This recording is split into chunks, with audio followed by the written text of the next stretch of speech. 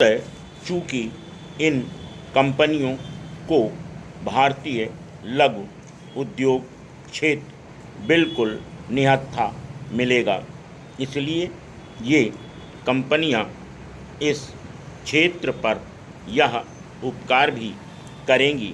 कि वह भारतीय बैंक या वित्तीय संस्थान और फिर कर्ज वसूली प्राधिकरण की तर्ज पर कर्ज वसूल नहीं करती, बल्कि इस क्षेत्र का पूरा उत्पादन बाजार में स्वयं ही बेचने की गारंटी के साथ इस क्षेत्र को कर्ज दे रही हैं। स्पष्ट है कि वह विदेशी कंपनियां इस क्षेत्र के पूरी तरह डूब जाने का इंतज़ार कर रही हैं। यदि यह कर्ज वसूली प्राधिकरण 5-6 वर्ष इसी गति से काम करता रहा तो इन विदेशी ताकतों की शुभकामनाएं शीघ्र ही पूरी हो जाएंगी। हमारे वर्तमान बैंक और वित्तीय संस्थानों के प्रबंधकों को कौन बताए कि प्रधानमंत्री ने देश के गांव-गांव में कुओं और ट्यूबवेलों की भरमार कर दी। ऐसा नहीं कि उस समय इन बैंकों के अफसरों या अन्य कर्मचारियों ने ग्रामीणों को छोटे छोटे कर्ज देने में आनाकानी नहीं की थी। यह भी सच था कि इन बैंकों का पैसा डूबने का भी खतरा था, लेकिन प्रधानमंत्री ने इन बैंक सलाहकारों की परवाह न करते हुए हरित क्रांति के नाम पर इन्हीं बैंक कर्मचारियों के जरिए किसानों को कर्ज सरलता से उपलब्ध कराया और आज हमें ऑस्ट्रेलिया का लाल गेहूं नहीं खाना पड़ता, बल्कि अपने ही खेत खलिहानों से हमें हमारी आवश्यकता का खाद्यान्न मिल जाता है। यह उदाहरण इसलिए देना पड़ा ताकि बैंक और वित्तीय संस्थानों के उन कर्मचारियों को संतुष्टि मिल सके जो कि किसी एक या दो ट्यूबवेलों पर दिए गए कर्ज की वापसी न होने पर अपनी नींद खराब कर रहे होंगे।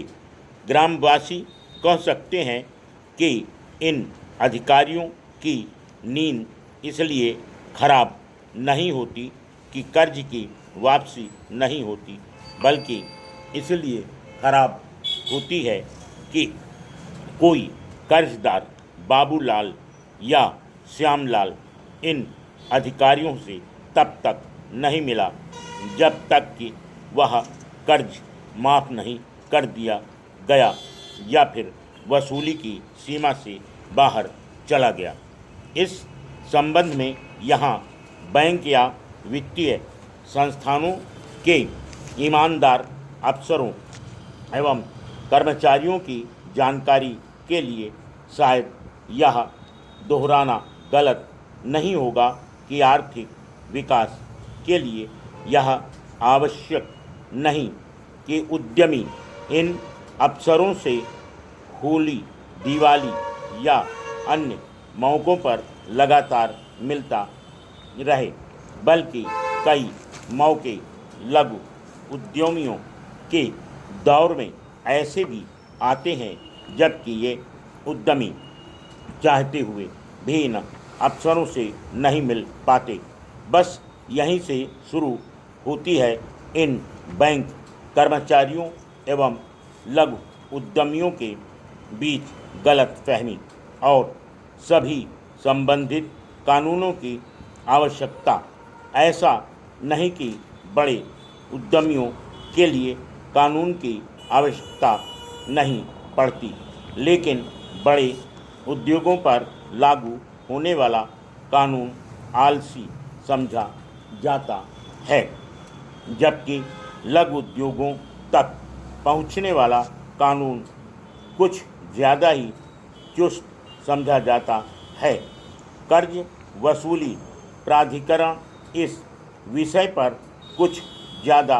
रोशनी डाल सकता है। इस प्राधिकरण की समीक्षा करने की आवश्यकता न तो वित्त मंत्रालय ने समझी